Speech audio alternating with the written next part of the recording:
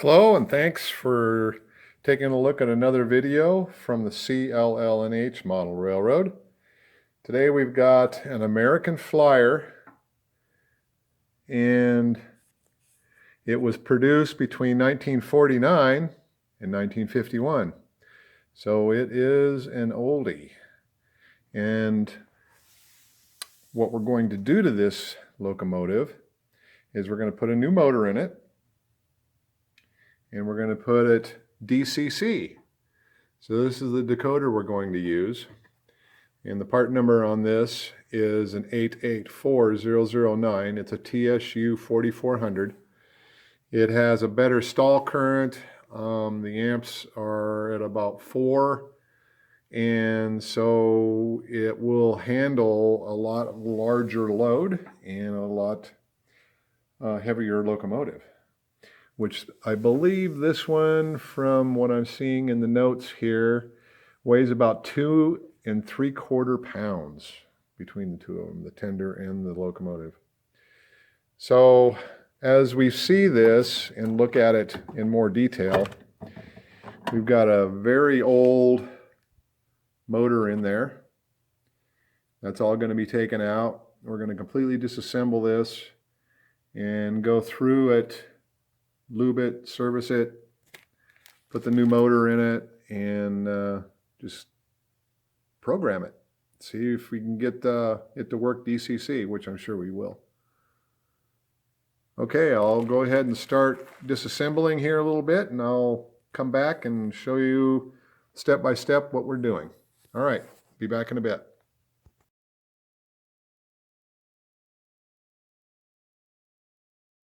All right, we're back, and we're working on our American Flyer. I've got the body off down to the chassis, so we get to see some of the old technology. That's the smoke unit, and here's the motor. And now that I've got it all apart, I'm realizing everything is soldered once it has been put together. So to remove the motor and the wiring out of the tender, I'm going to have to desolder a couple of these wires to pull that cable through the front of the tender. This really looks like it's in pretty good shape. So I'll come back and I'll keep disassembling, and I'll show you what we look like at the next step. All right, be back in a bit. All right, we've got this pretty much taken apart. A couple little things, the smoker there, I'm going to take apart still, but got the motor removed. And the motor actually is part, it is being held in by the frame. So pretty old technology, but very simple. Got the tender all apart, got the transformer off. And so now it's just labeling everything, so the customer will have this for parts, or if he ever wants to put it back to DC for any reason. So I'll keep disassembling, and I'll be back in just a minute. So I wanted to bring up a couple really neat little options that this this locomotive had. It's got a gear drive here that works the smoke and the chug that this locomotive had. As the motor turned, the faster it turned, the faster it chugged, the more the smoke. But if you listen very carefully, this is a pretty neat little setup.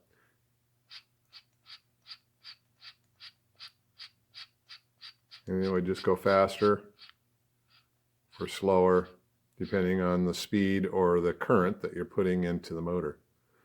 Pretty neat little unit. So I wanted to show you that. That's going to be replaced by sound from the decoder. And so we're going to put that in a bag and hold on to it for later use if ever needed.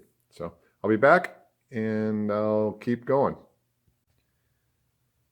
So we've got the tender all apart and under inspection of the insulators. We are going to have to build some new ones and replace these. I'm just going to build them out of styrene. I'll show you what that looks like when I'm done, but obviously you can see that they're cracked, they're old, they're 70 years old. So the insulators go between the trucks being metal and the base of the tender being metal. We need to have a good insulation there, especially with this new decoder, so we don't have any shorting issues. So I'll show you my repair on this shortly. I'll be back and we'll look at it from there.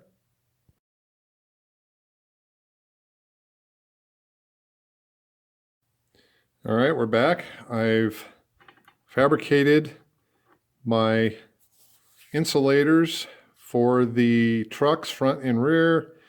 They will rest on this portion of the bottom of the tender.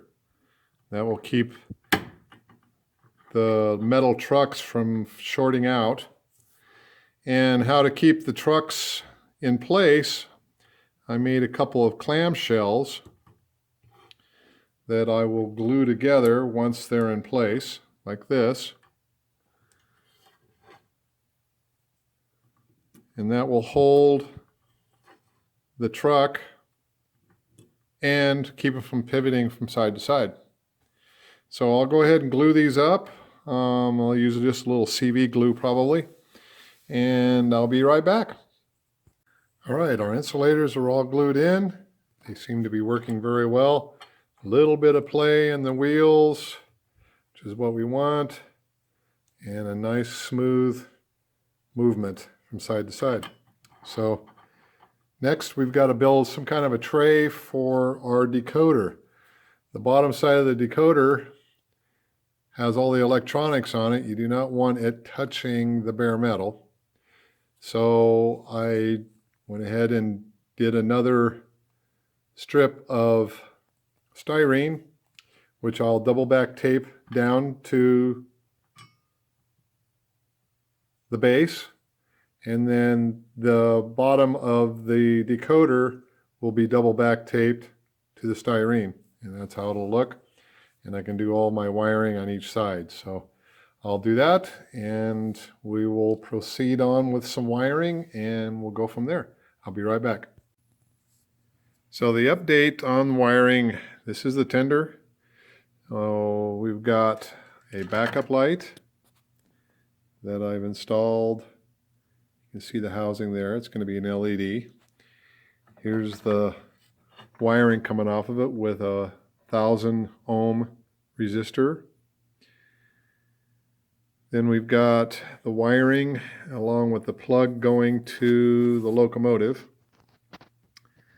and that comes through the tender. We've also got the speaker, the iPhone 7 speaker that's mounted inside the tender.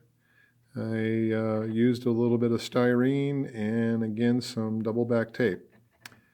And once I get all the wiring where I need it, then I'll be screwing it down to the decoder. And we will come back and show you what we've got after that.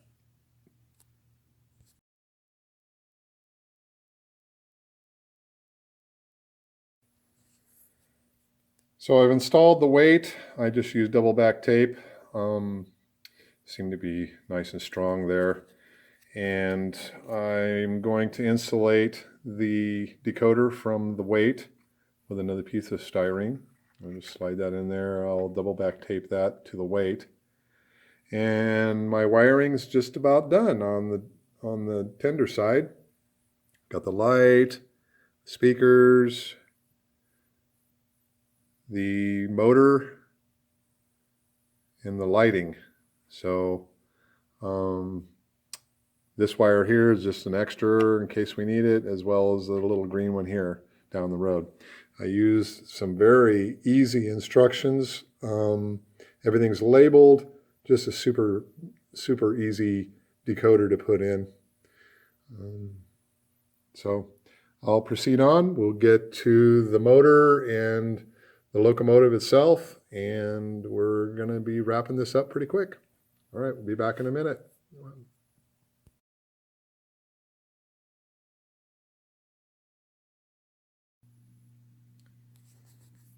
So it looks like we're about done with all of our wiring, and You're probably wondering what I used for a light box for the LED for the headlight, and that happened to be the back side of a wire nut.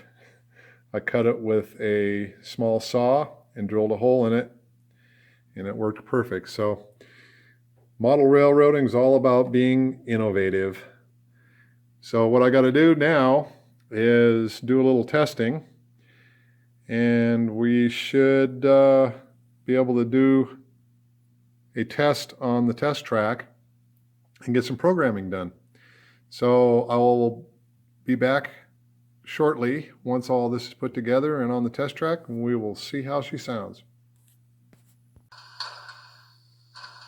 All right, we're back on our American Flyer S-Gauge number 290, and we've put a DCC Soundtraxx TSU-4400 decoder in this.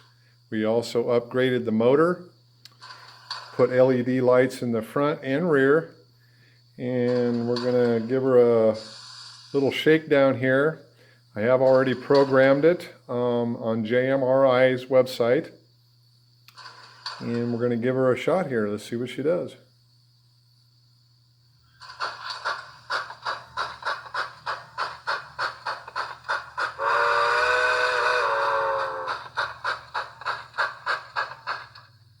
Let's do a little in reverse.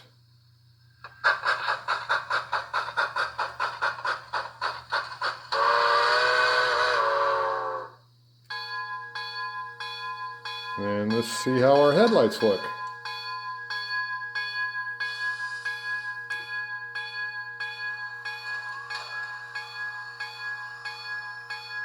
That's pretty nice.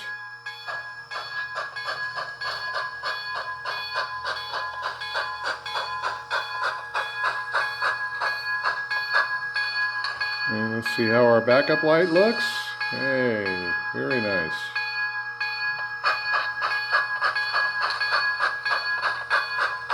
Not bad for a 70-year-old locomotive. All right. Well, another one done here at the CLL&H Model Railroad. Thanks for watching, and have a great day.